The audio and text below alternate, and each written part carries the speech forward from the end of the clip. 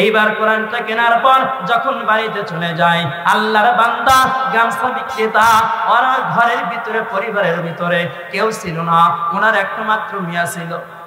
ওনার মেয়েটাকে বললেন, হে আব্বা জান, আপনি কেন কোরআনটা কিনে নিয়ে আসলেন? আপনি তো মূর্খ মানুষ, আপনি তো কোরআন কখনো তেলাওয়াত করতে পারেন না, আপনি কেমন করে কোরআনটাকে সম্মান করবেন, আপনি তো তাও জানেন না। এইবার আল্লাহর বান্দা, আল্লাহর গোলামটা দিয়া কয়, আরে মা, না না না, আমি কোরআন জানি না, কোনো সমস্যা নাই, আমি কোরআনটা বড় সয়েছে মহব্বত করব। আল্লাহর বান্দা যখন প্রতিদিনের নাই বাজারের ভিতরে চলে যায় আর কোরআনটা সুন্দর করে হাতায় গোলায় যাকে বলা হয়, আল্লাহর বান্দা হঠাৎ একদিন রাত্রিবেলা দুনিয়ার ভিতর থেকে বিদায় হয়ে গেল। দুনিয়ার ভিতর থেকে বিদায় হয়ে গেল। আল্লাহর গোলাম, এলাকার সমস্ত মানুষ এসে জড়ো হয়ে গেল। মিয়াটা অজরে কান্না শুরু করে দেয়। মিয়াটা বারবার কান্না করে আর সমস্ত এলাকাবাসী ওনাকে ডেকে ডেকে বললেন, হে মামুনি, তুমি কান্না করিও না, আমরা এলাকাবাসী তোমার সঙ্গে রয়েছে, তুমি কান্না করিও না। আল্লাহর বান্দা যখন জানাজা করাইবে, এলাকার মধ্যে কোনো আলেম নাই, এলাকার মধ্যে জানাজা পড়ানোর মতো সেই পরিমাণ যোগ্য কোনো ব্যক্তি নাই। আল্লাহর বান্দা লাশটাকে নিয়ে যখন ত্রিমুখী রাস্তার মধ্যে দাঁড়ায়, হঠাৎ রাস্তার ভিতরে কোনো আলেম ওলামা দেখা যায় না। 1 ঘন্টা পার হয়ে গেল, 2 ঘন্টা পার হয়ে যায়, 3 ঘন্টার মাথায় এক আল্লাহর বান্দাকে দেখতে পায়। আল্লাহ রাব্বুল আলামিন জানান, এই বান্দারা, এই আমার সকল বান্দা বান্দিরা, তোমরা কি মনে করেছো, তোমরা কি ভেবেছো এই কোরআন শুধু আমি আল্লাহ তাআলা এমনি বানাইলাম, এই কোরআন তোমরা এমনি পেয়ে গেলা? কিন্তু বান্দা, না না না, এই কোরআন আমি এমনি এমনি বানাই নাই। এই কোরআন ছিল লাউহে মাহফুজে, বাল হুয়া কুরআনুম মাজিদ ফি লাউহিন মাহফুজ। এই কোরআন ছিল লাউহে মাহফুজে। আমি আল্লাহ রাব্বুল আলামিন এই কোরআনটাকে দুনিয়ার ভিতরে কেমনে পাঠিয়ে দিলাম। আজকে আমরা একটা কোরআন, এত 30টি পারা কোরআন শরীফ এত সহজভাবে হাতের মধ্যে নিয়ে নেই। মনে মনে চিন্তা করলাম, হাই হাই, এত সহজভাবে আমি কোরআন পেয়ে গেলাম।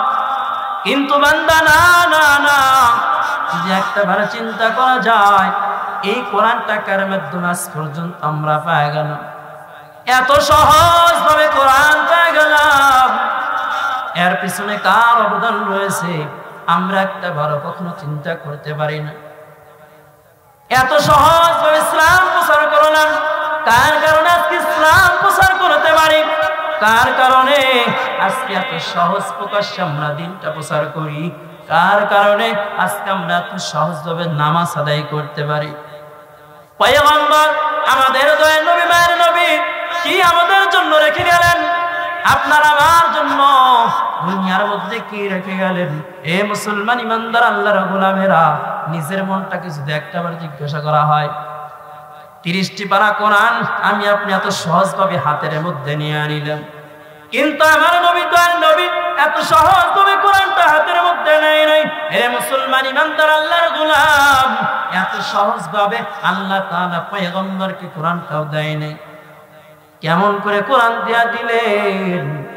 আল্লাহ রাব্বুল আলামিন যখন কোরআন পয়গম্বরের উপর নাজিল করবে, আম্মা খাদিজা রাদিয়াল্লাহু তাআলা আনহা হাদিসের মধ্যে ফরমান, পয়গম্বর প্রতিদিন যখন হীরা গুহায় পাহাড়ের মধ্যে ধ্যানে মগ্ন থাকে, হীরা গুহা পাহাড় নাম শুনেন নাই? হীরা গুহা পাহাড় যেইখানের মধ্যে কোরআন নাজিল হয়েছে। সর্বপ্রথম কি আল্লাহ তাআলা যখন কোরআনের বাণী দুনিয়ার ভিতরে পাঠান, পয়গম্বর তখন কোন জায়গায় অবস্থান করেছিলেন? হীরা গুহায় পাহাড়ের মধ্যে। আম্মা জান খাদিজা রাদিয়াল্লাহু তাআলা বলেন যে হুজুর প্রতিদিনের ন্যায় হীরা গুহায় পাহাড়ের মধ্যে ধ্যান করে, কিন্তু সেই দিন যখন বাড়ির মধ্যে ফিরে আসলো, আমি দেখে অবাক হয়ে গেলাম, অন্যরকম মনে হইল। আমি যখন আমার স্বামী মুহাম্মাদের চেহারার দিকে একটু তাকাইলাম, আমি তাকাইয়া দেখি আমার স্বামীর চেহারা একটু মলিন হয়ে গেছে, কিরকম একটা অসুস্থ ভাব। আমি আমার প্রাণের স্বামীকে সুন্দর করে আদবের সহিত জিজ্ঞাসা করলাম, হে আমার প্রাণের স্বামী, হে দয়ার নবী, মায়ের নবী মুহাম্মদ, আপনার কাছে আমি জানতে চাই, আপনি প্রতিদিনের নাই হীরা গুহাই পাহাড়ের মধ্যে চলে আসেন, আর যেই দিন এসেছেন আপনার মুখটা এরকম কোনো মনিল আমি দেখি নাই, কিন্তু আজকে যখন আপনার চেহারার দিকে আমি খাদিজা তাকাইলাম, তখন আপনার চেহারার মধ্যে কেমন একটা অসুস্থতা ভাব দেখতে পাই। হে নবী, আপনি কেমন একটু জানাইবেন আপনার কি হয়েছে? রাহমাতাল লিল আলামিন পয়গম্বর যখন খাদিজা রাদিয়াল্লাহু তাআলা আনহাকে জানাইলেন, হে খাদিজা ভালো করে শুনে নাও, আমি যখন প্রতিদিনের নাই আজকেও যখন সেই হীরা গুহাই পাহাড়ের মধ্যে অবস্থান করলাম, হঠাৎ অদৃশ্য একটা লোক এসে আমাকে বলল, ইকরা ইকরা, তুমি পড়ো পড়ো। আমি বললাম, বি আনা করি, আমি পড়তে পারি না। আমাকে দ্বিতীয়বার যখন বলল ইকরা পড়ো, আমি তারপরেও বললাম বি আনা করি, আমি পড়তে পারি না। তিনবারের মাথায় যখন আমাকে বলল ইকরা পড়ো, আমি যখন বললাম পড়তে জানি না, আমি পড়তে জানি না, আমাকে তখন বুকের সঙ্গে একটা আমজা করে ধরে নাই, এমন একটা চাপ মারলো, আমার তখন মনে হয় বুকের একটা পাঁজর অন্য পাঁজরের সঙ্গে লেগে যায়, আমি এই পরিমাণ কষ্ট পেয়ে গেলাম। শুধু তাই নয়, আমার তখন মনে হয় আমি দুনিয়া থেকে বিদায় হয়ে যাইব, এই পরিমাণ কষ্ট আমার তখন হয়ে গেল। তখন আমি একত্রিত করে ফেললাম, ইকরা বিসমি রাব্বিকাল্লাযী খালাক, খালাকাল ইনসানা মিন আলাক, ইকরা ওয়া রাব্বুকাল আকরাম আল্লাযী আল্লামা বিল কলাম। আমি একত্রতে আমি একসঙ্গে পাঁচটা করে ফেললাম। হে খাদিজা, আমার তখন মনে হয় আমার পুরা শরীরের মধ্যে কেমন একটা গরম হয়ে গেল, আমার পুরা শরীরটা একটু গরম গরম ভাব হয়ে গেল। তখন থেকেই আমার শরীরের মধ্যে অত্যন্ত পরিমাণ জ্বর হয়ে গেল। এ খাদিজা, ইউজাম্মিলুনি ইউজাম্মিলুনি, আমাকে তুমি চাদর দ্বারা আবৃত করে নাও। আমার মনে হয় আমি অত্যন্ত পরিমাণ অসুস্থতার মধ্যে পড়ে গেলাম। আম্মা জান খাদিজা রাদিয়াল্লাহু তাআলা আনহা এই কথাটা শোনার পর পয়গম্বরকে সঙ্গে নিয়া, এ মুসলমান, কথাগুলি ভালো করে শুনে নেন, আমাদের দয়ার নবী মায়ের নবী কি পরিমাণ কষ্ট করেছেন কোরআনটার জন্য। আজকে আমরা মুসলমান হয়ে গেলাম, মুসলিম জাতি হয়ে গেলাম, বড় সম্মানের সহিত বড় গর্বের সহিত আমি আপনি পরিচয় দিয়ে থাকি। আমার ধর্ম মুসলিম, আমি মুসলমানের সন্তান, আমার মা বাবার ধর্ম মুসলমান, আমি সেই সূত্রে মুসলমান হয়ে গেলাম। এরে বাবারা, আজ পর্যন্ত মুসলমানত্ব অর্জন করতে পারি নাই, আজ পর্যন্ত আখির জামানার উম্মত হিসেবে পরিচয় দিতে পারবো না। বলে কেন পারবো না? আমরা শুধু ধর্মের সূত্রে মুসলমান হয়ে গেলাম, আজ পর্যন্ত খাঁটি আল্লাহওয়ালা মুসলমান হতে পারি নাই, ঠিক কিনা? এ মুসলমান ইমানদার, আজ পর্যন্ত আমরা খাঁটি নবীজির সাহাবী হিসাবে তার উম্মত হিসেবে গণ্য হতে পারি নাই। বলে কেন হুজুর হতে পারি নাই? আমাদের পয়গম্বরের লেবাসটার দিকে যদি একটাবার তাকাই, আমাদের নবীদের মুখে ছিল সুন্নাত। আজকে এমন নবীর উম্মত আছে, এমন নবীর উম্মত দেখা যায় তাদের মধ্যে নবীদের কোনো সুন্নাত দেখা যায় না। দেখি এমন মুসলমান রয়েছে, আমাদের নবীর পোশাক ছিল লম্বা জামা পাঞ্জাবি ছিল, আজকে অনেক মুসলিম দেখা যায় তাদের শরীরের মধ্যে কোনো পাঞ্জাবি নাই। এমন মুসলমান রয়েছে তারা শুধু মুখে মুখে দাবি করে আমি হলাম আখির জামানার বড় নবীর উম্মত, সুন্নি বলে দাবি করেন, নবীর আশিক বলে দাবি করেন আমি বড় নবীর উম্মত।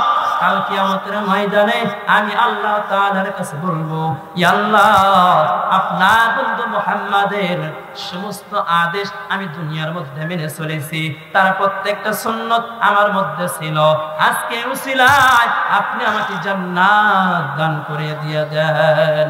तो कुजाओ सुन्नते अहमद कुजाहा मुहम्मद कैदुवते लिस्बतरा कार शैता मी कोनी नमवते वली अगर वली ओ लानत साइबर वली বড় সুন্নতওয়ালা দাবি করলাম উপরের লেবাসটা সুন্নতওয়ালা নবীজির ভিতর মতো কিন্তু ভিতরটা পুরো শয়তান এরকম লোক আছে না নাই এই রকম লোকের কোনো অভাব নাই উপরে নবীজির সুন্নতওয়ালা দাবি করেন নবীজির পোশাক মুখের ভিতরে বড় বড় দাড়িওয়ালা বান্দা মাথার ভিতরে বড় একটা টুপি শরীরের ভিতরে লম্বা একটা জামা কিন্তু ভিতরে শয়তানি করে এমন লোক আছে না নাই এই রকম লোকের কোনো অভাব নাই যারা চগলখড়ি পারা করবে উপরে একরকম ভিতরে হয় অন্যরকম তারা খাঁটি মুমিন হতে পারে না তারা কোনোদিন খাঁটি আল্লাহর বান্দা হতে পারে না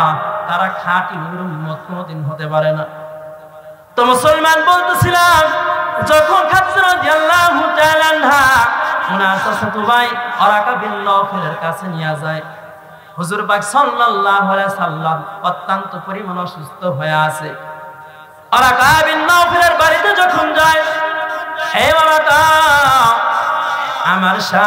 আমার স্বামী মুহাম্মদ কি পরিমাণ অসুস্থ হয়ে গেল ওরাকা ছিল পণ্ডিত ছিল ওরাকা ছিল বড় পণ্ডিত তাওরাত কিতাবের বড় একজন পণ্ডিত ছিল ওরাকা একদিন কয় তোমার স্বামী হঠাৎ কি এমন অসুস্থতার মধ্যে পড়ে গেল এইবার আম্মা জান খাদিজা রাদিয়াল্লাহু তাআলা আনহা এইবার সমস্ত ঘটনা খুলে বললেন আমার স্বামী প্রতিদিন আর নাই সেই হীরা গুহায় পাহাড়ের মধ্যে অবস্থান করে আজ যখন সেই হীরা গুহায় পাহাড়ের মধ্যে ধ্যান করতেছিল প্রতিদিন এক রকম হয়ে বাড়ির ভিতরে চলে আসে কিন্তু আজকে অন্য রকম চেহারা মনিল বানিয়ে বাড়ির মধ্যে ফিরে আসলো আমি আমার স্বামীকে যখন প্রশ্ন করলাম আমার স্বামী মুহাম্মদ আমাকে উত্তর প্রদান করলো হে আমার প্রাণের স্ত্রী তুমি কি জানো আজকে আমার সঙ্গে কি একটা ঘটনা হয়ে গেল আমি যখন গর্তের মধ্যে অবস্থান করলাম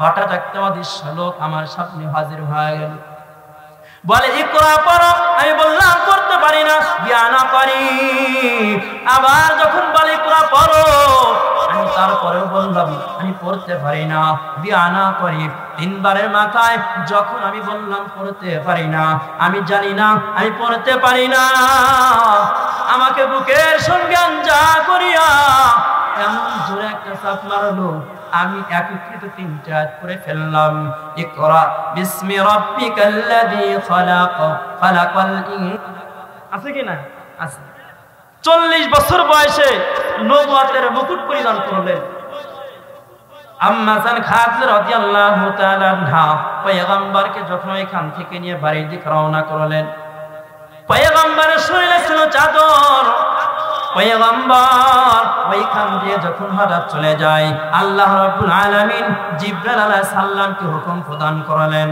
হে জিবরাইল যাও আমার বন্ধু মুহাম্মাদের কাছে তুমি জলদি চলে যাও সূরাতুল মুজাম্মিল আমার বন্ধুর উপর নাযিল করে দাও ইয়া আইয়ুহাল মুসাম্মিল কুম ফাআনজির রাব্বাকা ফাকাব্বির ওয়া সিয়াবাকা ফাতাহহির আল্লাহ রাব্বুল আলামিন সূরা মুজাম্মিল পয়গম্বরের উপর নাযিল করলেন শুধু তাই নয় সূরা মুদাসসিরের কিছু সংখ্যক আয়াত পয়গম্বরের উপর নাযিল করলেন পয়গম্বর ওইখান থেকে যখন বাড়িতে রওনা করলেন হঠাৎ বেশ কিছুদিন পার হয়ে গেল পয়গম্বর সুস্থ হয়ে উঠতে পারে না পয়গম্বর অত্যন্ত পরিমাণ অসুস্থতার নিয়ামত ভক্ষণ করে এদিকে ওহী আসে না ওহী আসা বন্ধ হয়ে গেল আল্লাহ তাআলা আসমান থেকে জিবরাইলকে দুনিয়ার মধ্যে পাঠায় না আর কোন কোরআনের আয়াত পয়গম্বরের উপরে নাযিল হয় না পয়গম্বর অত্যন্ত পরিমাণ টেনশন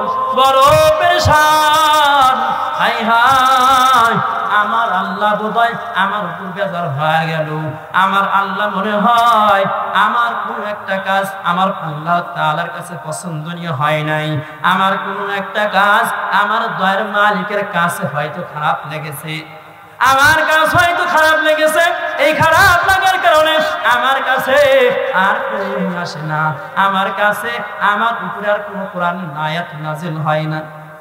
এদিকে কাফের বেঈমান মুশরিকরা, মক্কার বেঈমানেরা ডাক দিয়া কয়, হে মানুষ লোকেরা, তোমরা তাকাইয়া দেখো, মুহাম্মাদের আল্লাহ মুহাম্মাদকে ছেড়ে দিয়েছে। নাউজুবিল্লাহ, জোরে বলেন নাউজুবিল্লাহ। আল্লাহ তাআলা কোন ছেড়ে দিবেন? কখনোই ছেড়ে দিতে পারে।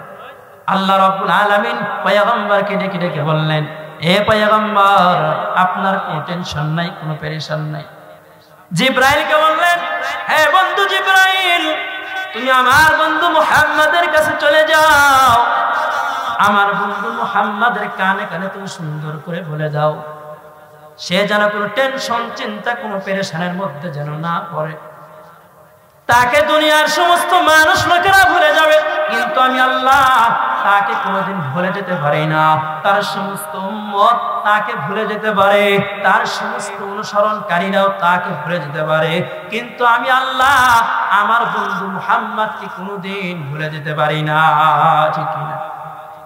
আল্লাহ রাব্বুল আলামিন সূরা দুহা আল্লাহ পয়গম্বরের উপর নাযিল করলেন, ওয়াদ-দুহা ওয়াল-লাইলি ইযা সাজা মা ওয়াদ্দা'আকা রাব্বুকা ওয়া মা ক্বালা ওয়ালাল আখিরাতু খায়রুল লাকা মিনাল উলা ওয়ালা সাওফা ইউতিকা রাব্বুকা ফাতারদা। ওয়াদ-দুহা, দিনের কসম, আলোর কসম, ওয়াল-লাইলি ইযা সাজা, রাতের কসম।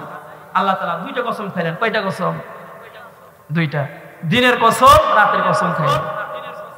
আচ্ছা, আপনারাই বলেন, আপনারা তো বুঝতার মানুষ, আপনারা বড় জ্ঞানী মানুষ, আপনারাই বলেন, আল্লাহ তাআলা যদি এরকম রাত যদি সারাটা বছর যদি দিয়ে রাখে, যদি সূর্য যদি না ওঠায়, ভালো লাগবে? লাগবে না। রাতেরও প্রয়োজন আছে, আবার দিনেরও প্রয়োজন আছে।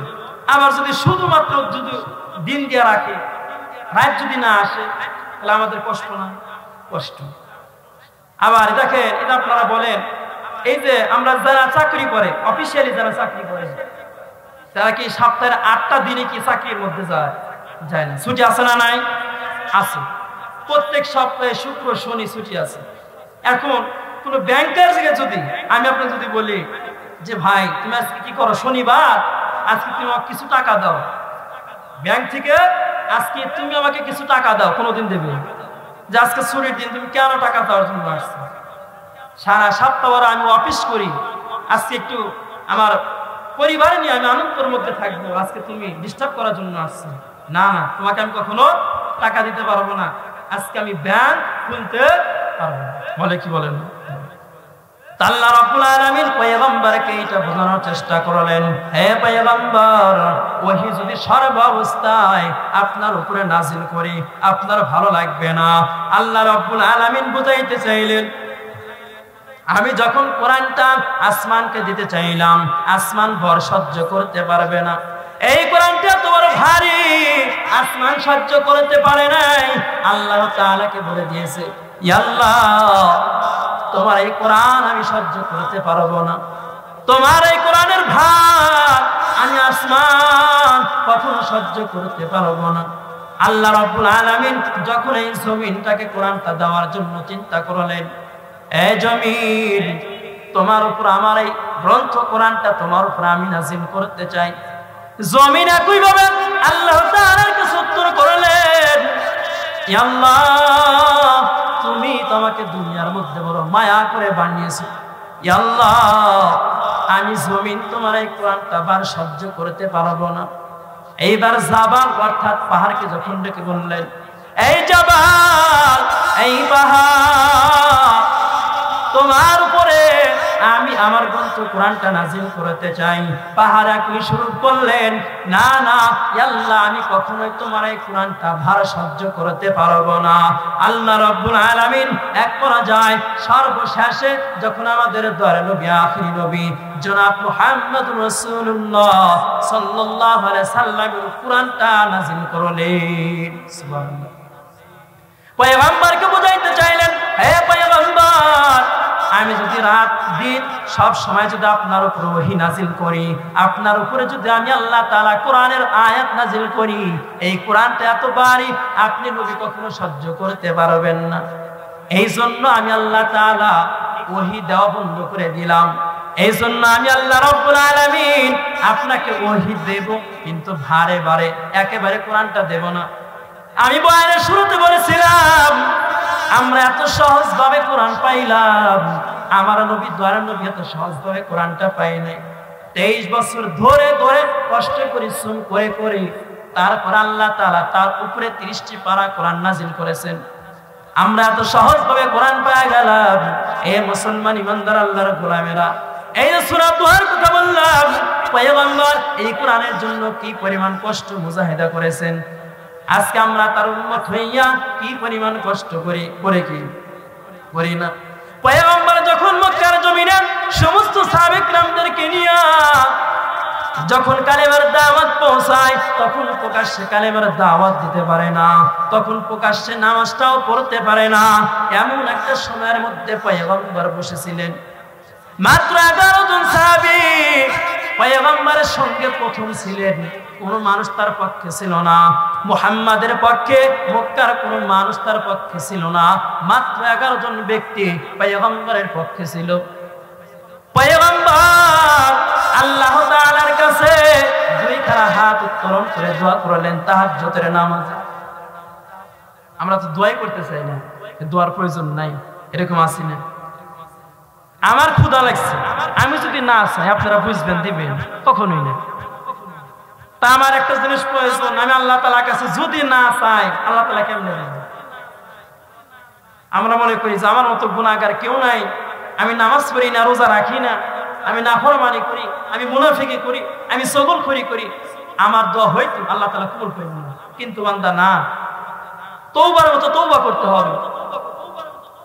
নামাজের ভিতরে দাঁড়া যদি দোয়া করি, আল্লাহ তুমি তো আমাকে সৃষ্টি করেছো, আল্লাহ আল্লাহ তুমি তো একমাত্র আমার সৃষ্টিকর্তা মালিক, আল্লাহ তুমি না বলেছো তুমি না রহমান, তুমি না রহিম, তুমি না দয়াবান, আল্লাহ তুমি কেন আমাকে মাফ করবা না? আল্লাহ তুমি যদি মাফ না করো আমি কার কাছে গিয়ে চাইবো? আল্লাহ তুমি আমাকে মাফ করিয়া দাও, আল্লাহ তুমি আমাকে মাফ করিয়া দাও। আল্লাহ তাআলা অবশ্যই আপনার দোয়া কবুল করবে। করবে কি করবে না? তাহলে দোয়া করার প্রয়োজন আছে না নাই? আছে। তো বলতেছিলাম পয়গম্বর জনাব মুহাম্মদ রাসূলুল্লাহ সাল্লাল্লাহু আলাইহি সাল্লাম রাত্রিবেলা তাহাজ্জুদের সময় আল্লাহ তাআলার কাছে দুইখানা হাত উত্তোলন করে দোয়া করলেন, ই আল্লাহ, এ দয়ালু আপনার কাছে দোয়া করলাম, এই মক্কার জমিনে দুইজন সবচাইতে বড় গাদ্দার রয়েছে। এই দুইজন সবচাইতে বড় গাদ্দার, এক নাম্বার হলো আবু জাহাল, 2 নাম্বার হলো ওমর। ই আল্লাহ আপনার কাছে দোয়া করলাম এই দুইজন ব্যক্তির মধ্য থেকে একজন ব্যক্তিকে আপনি ইসলামের দায়ী হিসাবে কবুল করে নেন। ইয়া রব্বুল আলামিন, এই দুইজন ব্যক্তির মধ্য থেকে একজনকে আপনি ইসলামের জন্য কবুল করে নেন। আল্লাহ রাব্বুল আলামিন জানাইলেন, এ দয়ার নবী আপনার কোনো টেনশন নাই, আপনার কোনো পেরেশান নাই, আপনাকে আমি উত্তম সময়, আপনাকে আমি ঠিক সময় সবচাইতে বড় প্রতিদান দিয়া দেব। আল্লাহ রাব্বুল আলামিন যখন এই দোয়াটা আল্লাহ তাআলার কাছে তাহাজ্জুদের নামাজের মধ্যে করলেন, হঠাৎ কিছু সাহাবী পয়গম্বরের কাছে খবরটা দিয়া দিলেন, এ পয়গম্বর, হে দয়ার নবী মায়ের নবী মুহাম্মদ, আপনি কি জানেন আপনাকে হত্যা করার জন্য ওমর বিশাল বড় একটি তরবারি নিয়ে আপনার দান মুবারক শহীদ করবে। এইরকম রাগান্বিত হইয়া আপনার কামরার দিকে ছুটে আসে। হে পয়গম্বর, আপনার ঘরটা জলদি করে চেঞ্জ করে ফেলেন, আপনি ঘরের মধ্যে থাকতে পারবেন না। পয়গম্বর মুস্কি এসে বললেন, হে আমার সাহাবী, কোনো টেনশন নাই, কোনো পেরেশান নাই, ওই ব্যক্তি আমাকে মারতে আসে না, আমাকে আর দান মোবারক শহীদ করবে না, ওই ব্যক্তি আমাকে কখনো মারতে পারে না। ওই ব্যক্তি আমার হাতের ভিতরে হাত রাখা ইসলাম ধর্ম গ্রহণ করার জন্য আসে। সুবহানাল্লাহ। ওমর রাদিয়াল্লাহু তাআলা আনহু যখন ঘরের ভিতরে প্রবেশ করে ফেললেন, এইবার পয়গম্বরকে ডাক দিয়া কয়, হে দয়ার নবী, মায়ের নবী মুহাম্মদ, আমি ওমরের ছিলাম আপনার দান মুবারক শহীদ করার জন্য।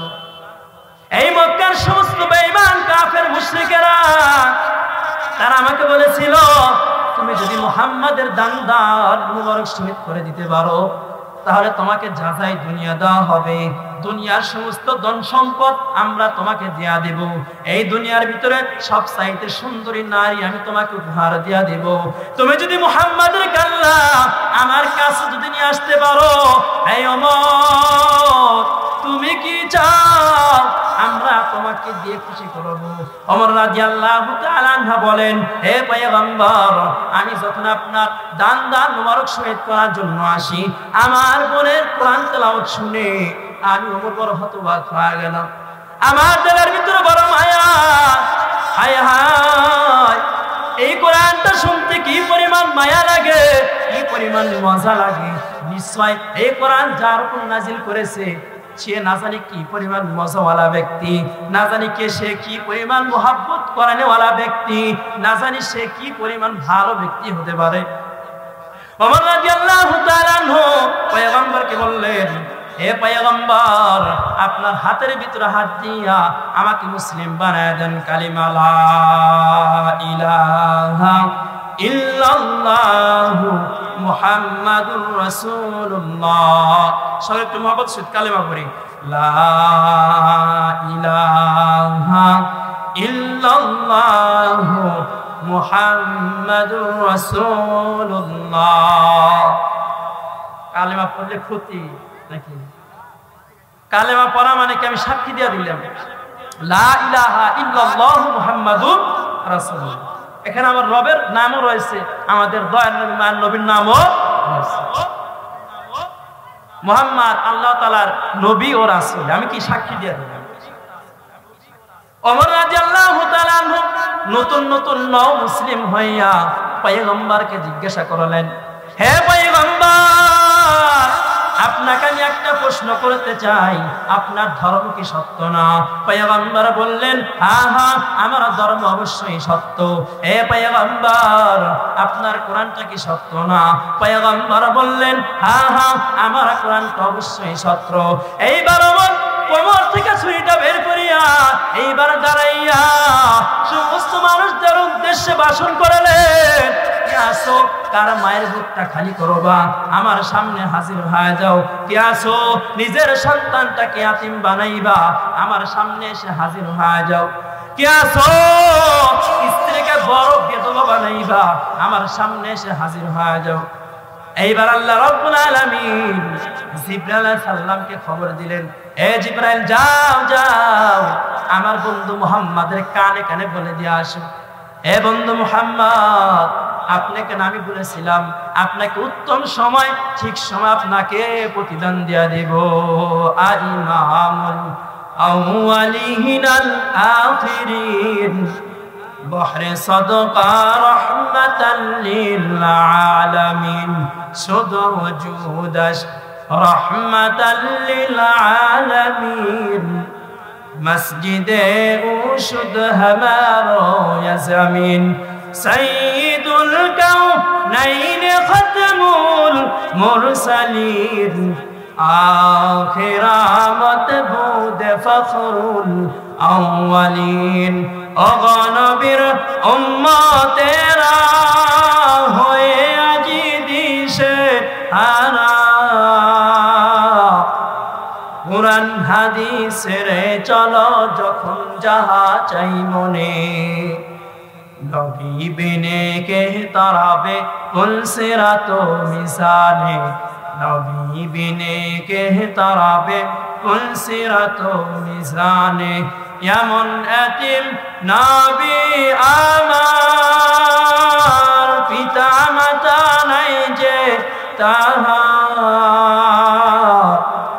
তারপরেও কত মারা মারলো তাকে দুশ্মনে নবী বিনে কে তারাবে ফুলসিরাত মিসানে নবী বিনে কে তারাবে ফুলসিরাত মিসানে চলো চলো চলো মুমিন চলো নবীর সন্ধানে নবী বিনে কে তারাবে ফুলসিরাত মিসানে নবী বিনে কে তারাবে ফুলসিরাত মিসানে